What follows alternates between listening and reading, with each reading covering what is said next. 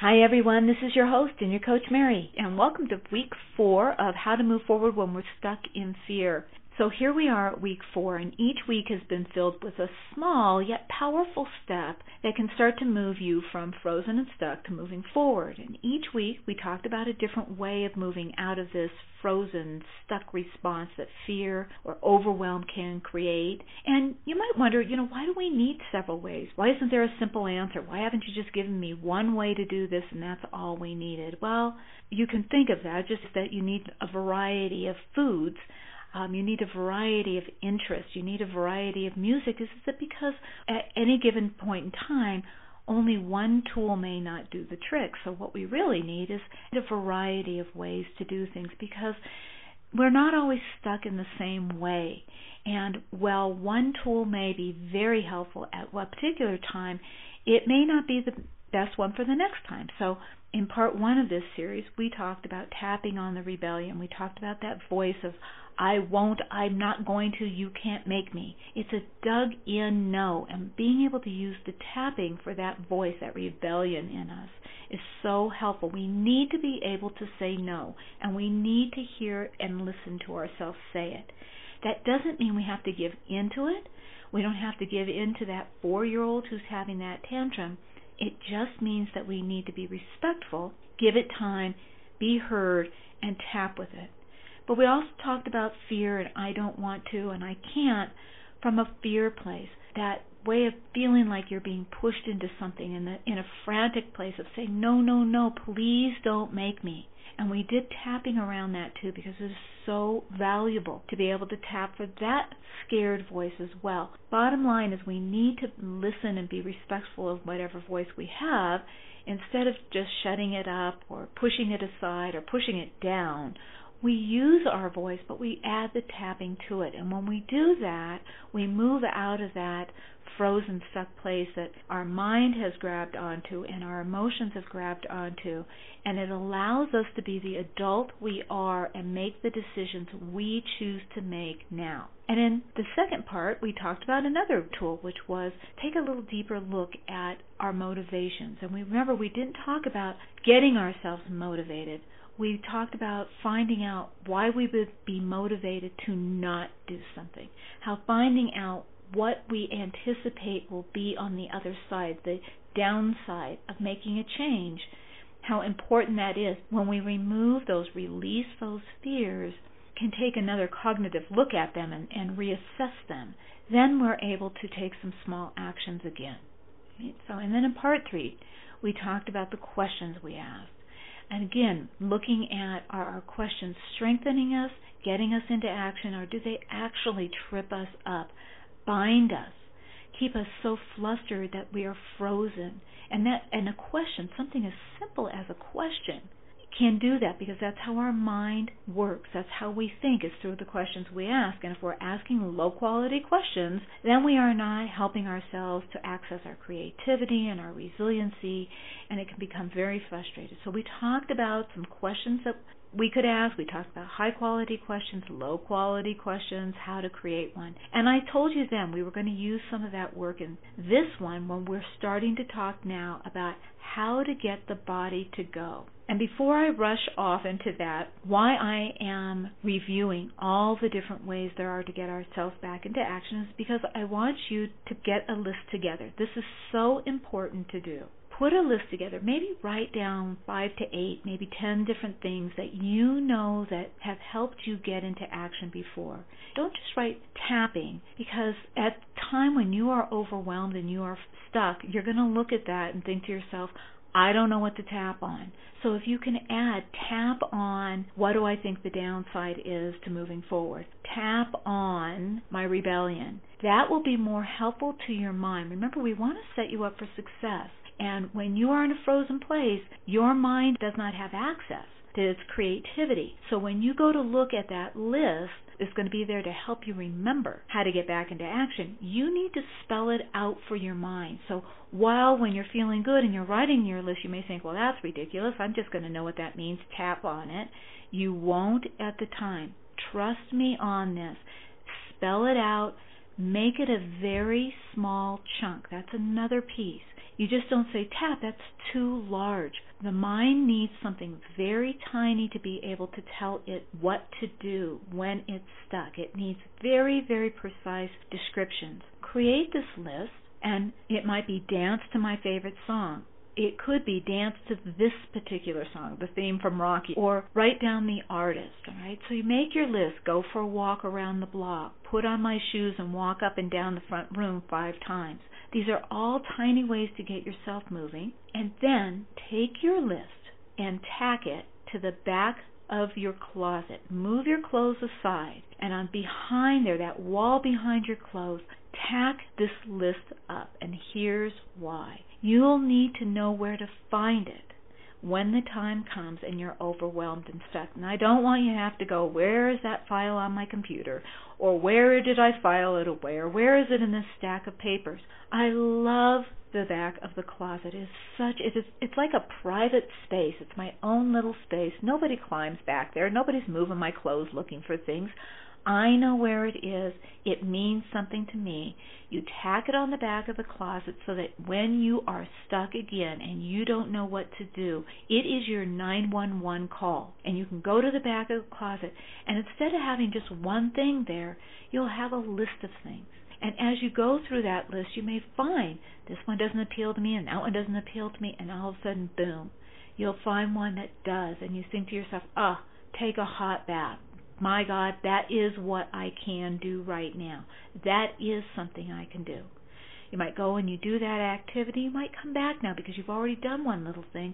And now you can come back, look at your list again, and it says, just put my tennis shoes on and move my feet in place for 2 minutes. And you put your tennis shoes on, you do that for 2 minutes. Again, every time you do, you're making just some progress. You're priming the pump. You're starting to move things differently. You may pick another thing, or you may say, good for me, I did a good job today. Tomorrow I'll revisit again. In 3 days, you may find yourself in a totally different space, feeling much better, much more optimistic because you started taking those very small actions. And trust me, I am the queen of tiny, teeny, small actions. Those are what we need to get ourselves moving. And one of the things I talked about, we tapped a little bit about, was if you have a problem taking small steps, because what comes up for you is this idea that, no, I can't do something that small, it's going to take me forever, then that becomes a tapping. As a matter of fact, let's do a little bit of tapping on that right now. So if you're hearing me talk about these little tiny steps, like, my God, put my shoes on and walk in place for a minute or two, what's that going to do? I need to be hard on myself. I need to get something done. Then this is going to feel to you like it's such a small step that it's an insignificant step. But here's what we're going to do. We're going to tap on that. And I am not going to go into a full setup right now. So I'm going to show you how that might look if I was just sitting at home having that thought. And you're just going to follow with me. And I'm going to be at the eyebrow. And I might say to myself, I can't take small steps like that. Side of the eye, my God, it will take me forever to get anything done. Under the eye, I have got to take big actions now. And under the nose, I have got to do something huge. On the chin, because I am so far behind. On the collarbone, I've been dragging butt and not getting anything done. Under the arm for so stinking long. Top of the head, that I have got to do something big. Back at the eyebrow, I can't do small things. Side of the eye, I can't do small things. Under the eye, it has to be huge. Under the nose, but if I wait for huge, on the chin, it may take me a really long time. On the collarbone, small's better than nothing. Under the arm, I might as well do something small. Top of the head, and begin to move. Back at the eyebrow, I know I feel better when I just start moving. Side of the eye, small is better than none. Under the eye, and if I just begin, under the nose. Who knows where I'll go? On the chin. And maybe I'll do a second thing, collarbone, and I'm going to celebrate no matter what I do. Under the arm. I'm going to allow myself to just begin. Top of the head. And celebrate all the things, big and small, that I do. And take a breath. All right, so I didn't start out with the karate chop. I just started playing by tapping the points and thinking my thoughts and saying them out loud because I could. Sometimes I hear people getting stuck with their tapping because they think they have to do these very formal rounds. And what I want them to know is when I'm tapping with you, when you're tapping with somebody on YouTube, or you're listening to the Tapping World Summit and people are tapping along, you will always see more of a formalized, what I call a formalized tapping setup where you start at the karate chop and then you move through the points. But when you are doing your own tapping and you are flooded in the emotions, just start stimulating those points, tapping anywhere on those points on the body, moving backwards and forwards, up and down, using two hands if you want to. It's pairing the feeling, the emotion, with the thought that's making the change. And that's what we want. And I just want people to be able to move into a place where tapping is so comfortable for them that they see it as a resource. They see it as a tool, and they know how to do it without getting stuck in the, I have to be doing it right, or I'm not doing it right. So you've got your list, you've got it on the back of the wall. Now you know where to go for when you get really stuck. Let's get to what we're talking about today. And today we're really talking about getting the body involved. And we already know that our emotions and our thoughts are so deeply linked. As a matter of fact, science has really never come to a definitive answer about which comes first, the feeling and then we have a thought about it, or we have a thought and it creates a feeling. And for our purposes, it really doesn't matter because we're going to change both. When you change both of those things, you change the thinking, you change the body response. When you change the body response, you change the thinking. They're so interconnected. And if we change both of them, now we have got deep change. We've got sustainable change. We've got a change at a deep core that encompasses our identity, and our identity about ourselves and our place in the world. And that's the kind of change we're really looking for. Tapping offers a level of change that just a cognitive talking therapy, because it moves us at a deeper level, a chemical level. And when we've changed ourselves chemically, then we change our lives. We change who we see ourselves as and what the world means to us. We also talk about that when we change the way we feel, it brings us to a place where we can plant new beliefs. It's not just about getting rid of the old. We're not just taking the weeds out of the garden, which is very, very beneficial. We want that. We need that. That's a definite aspect of gardening that needs to happen. But then it's two parts. There's always the part of taking out the weeds, and there is a part about replanting, putting in the beauty, the fragrance, the aliveness of life. And we do that through planting new beliefs about ourselves and about the world. And so this is us changing, making those deeper changes when we do our tapping on the past, whether it's on the present or on our future beliefs. We are making changes on all three levels of our lives, and that is deep, sustainable levels. So where do we begin? All right, this is always the big question. So where do I begin? And let me tell you, there are really so many places that you can begin. You can begin on a thought. You could think about a thought that you have, a belief you have, and we've done that. We did that in other recordings, other shows where we talked about beliefs, and I'll continue to do that because it's definitely one way to go on a belief. However, this time, on this particular show, we are going to be talking about the emotions. We're going to talk about the feelings in the body. And so many times what will happen is we become aware of a feeling that we're having. And of course it's going to be more of a concerned fear, maybe a frustrated fear, something that feels debilitating, something that feels overwhelming to us. And I'm going to use one that we talked about, I can't, from that resonance of fear. And if we're saying I can't, and you feel that emotion, that fear that comes up in the emotion of I can't, ask yourself, where do I know this feeling? What does this feeling remind me of? What happened when I had this feeling last? And it may be something that was just recent, or it may take you back in time. No matter where you go, whether it is a not too long ago or it was a very old feeling, the feeling of fear, I can't, just feel it in your body. Notice it in your body. Where does it live? Where does it reside? Give it a number, 0 to 10.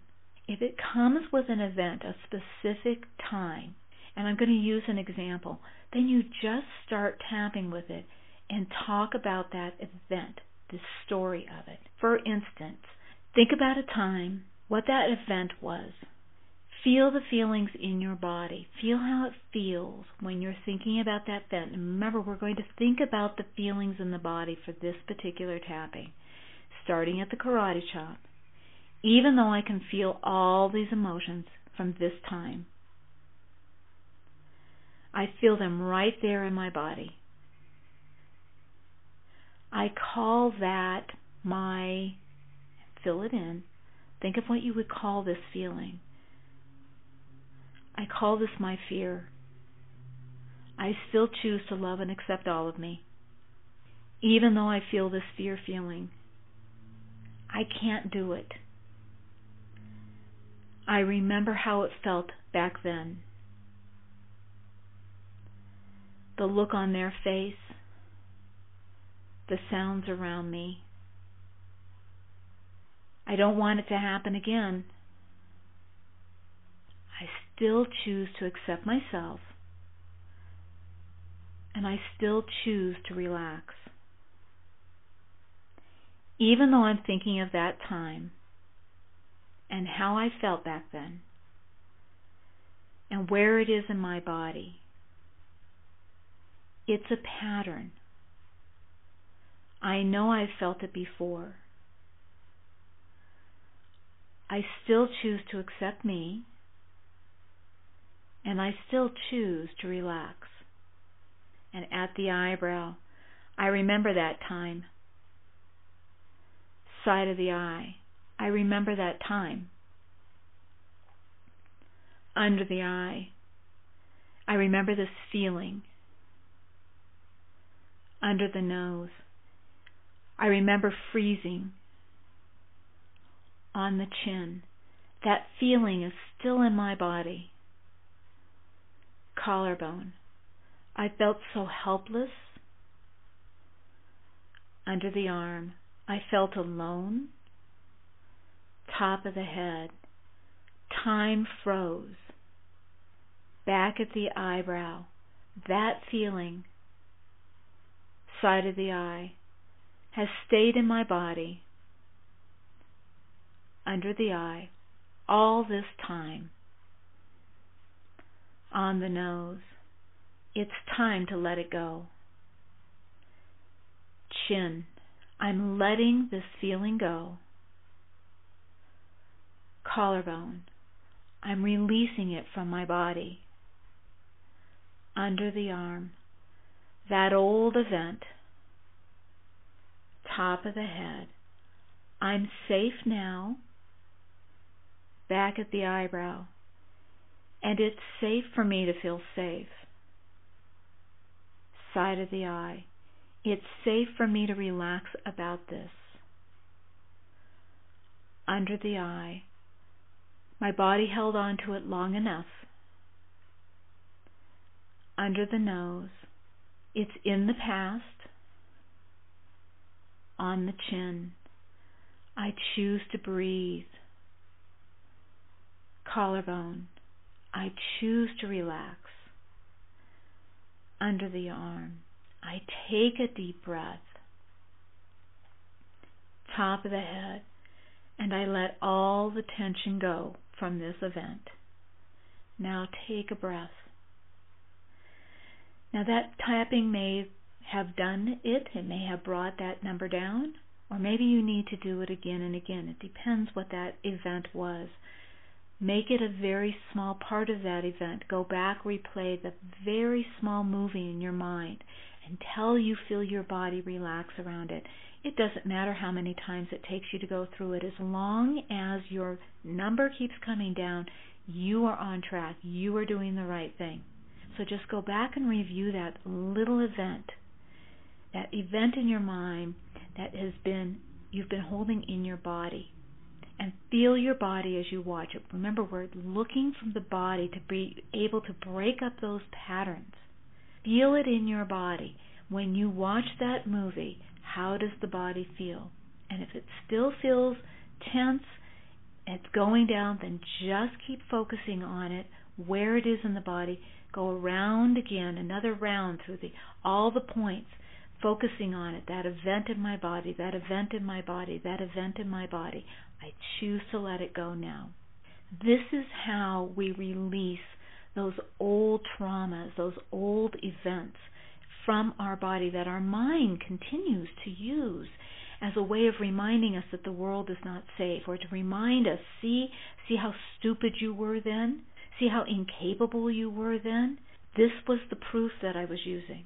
When we take those old events down, we collapse them. We give ourselves the freedom, because everybody has events like that.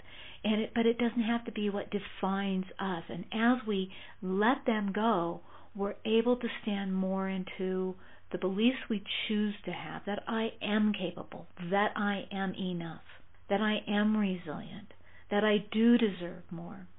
So now we go to the moment of tapping for around those new statements, those new beliefs, starting at the eyebrow. What if I am enough? Side of the eye.